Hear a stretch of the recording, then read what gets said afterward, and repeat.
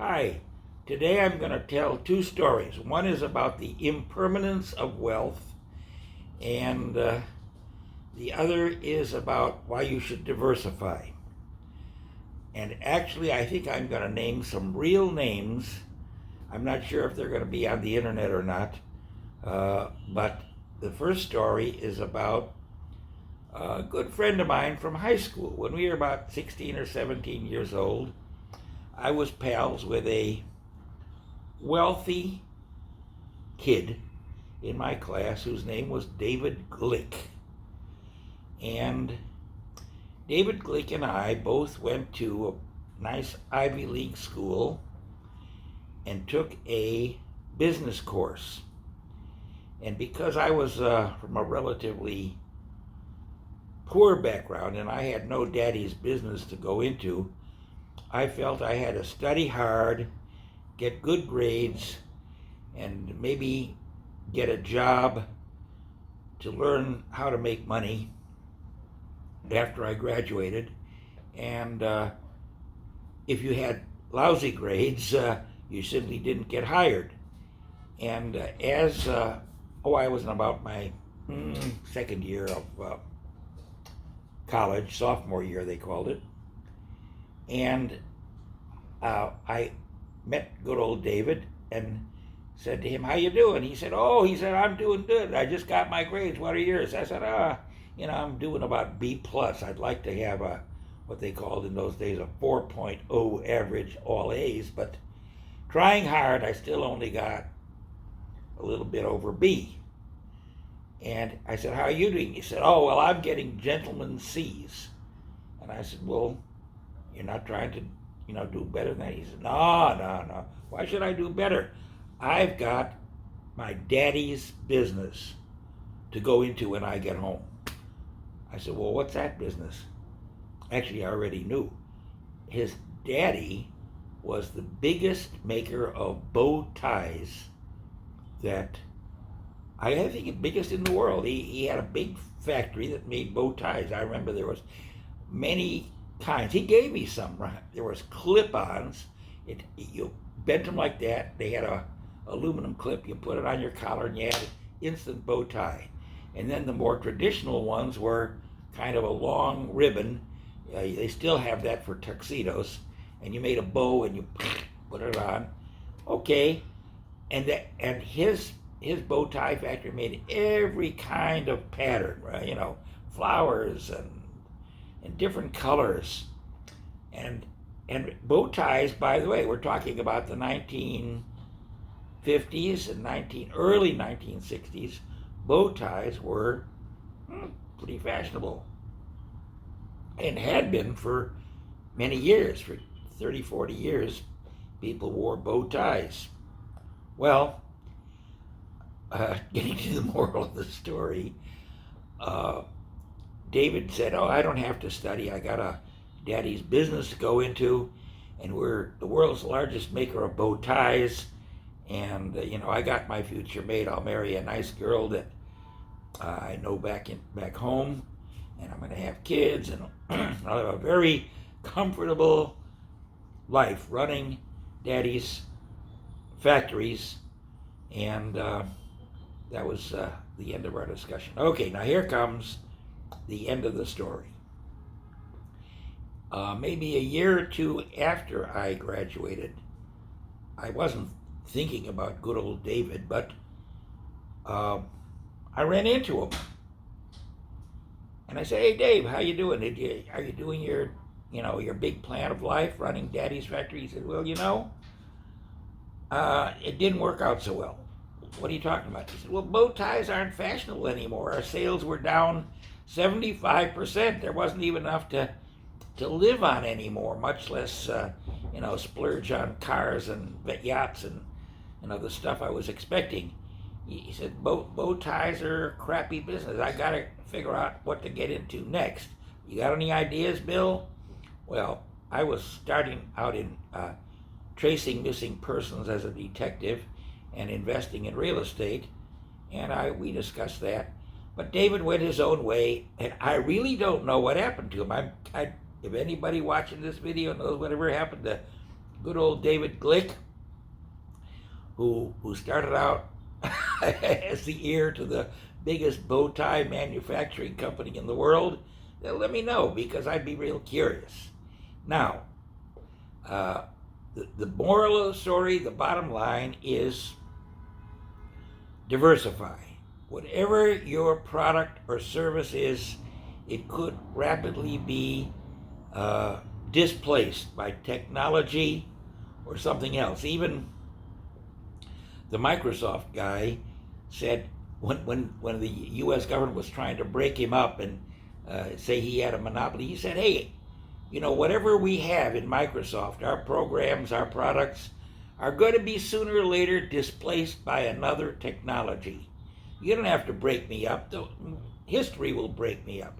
And that is true. Almost anything that you're doing will eventually be displaced.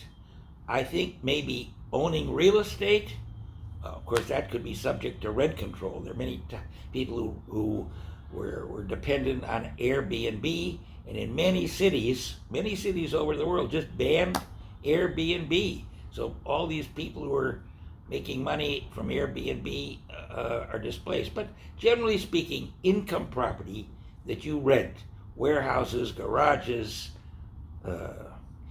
gas stations are probably going to go out of business because of electric cars. But I think income property will be around for a while. And another thing is productive farmland was going to be around for a while.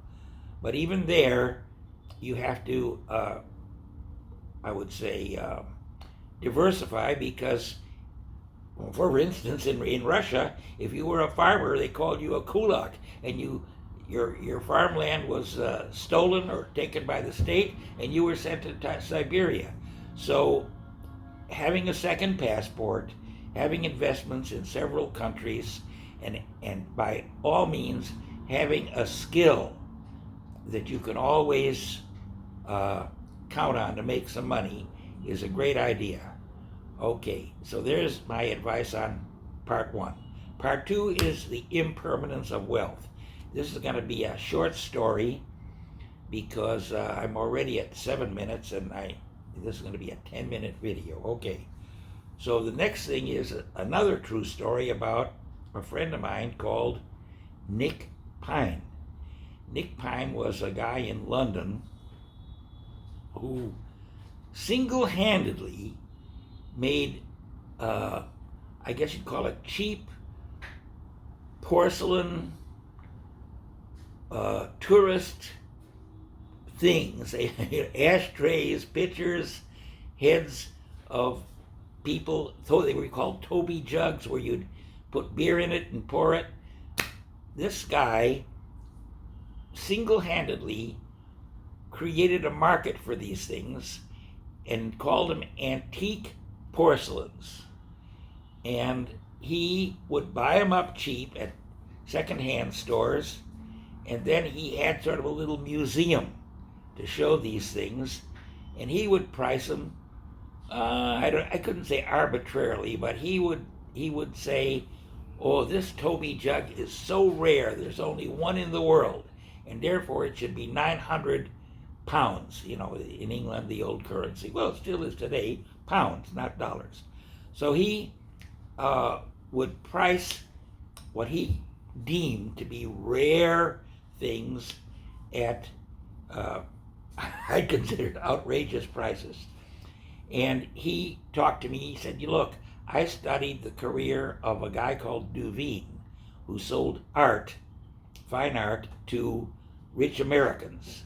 And Duveen did exactly what I'm doing. He would buy a collection of some unknown artist and then get publicity and make up stories that this artist was really great, like not Picasso didn't exist in Duveen's time, but actually Rembrandt was not so expensive. But Duveen said, "Oh, Rembrandt is the greatest artist of all time, and his paintings like the Night Watch are priceless." And so even etchings of Rembrandt he began to sell for thousands of dollars. So my friend Nick Pine of England said he was going to do the same thing of antique tourist porcelain ashtrays and stuff you look at today, like knickknacks, dust catchers to me. But he, as I said, made a little museum, displayed them very carefully, and got together a bunch of collectors of these so-called Toby jugs and other things, and he would even have conventions, like collectors would meet and talk about their different collections and trade, and he sponsored all this kind of stuff. Well, the same thing happened to him that happened to David Glick. One day, for some reason, maybe an investigative reporter said, yeah, these things are just what they call tchotchkes. Nothing special, just dust catchers. And so one day, in a very short period of time, a couple months, these so-called collector porcelain ceramic items became pretty worthless.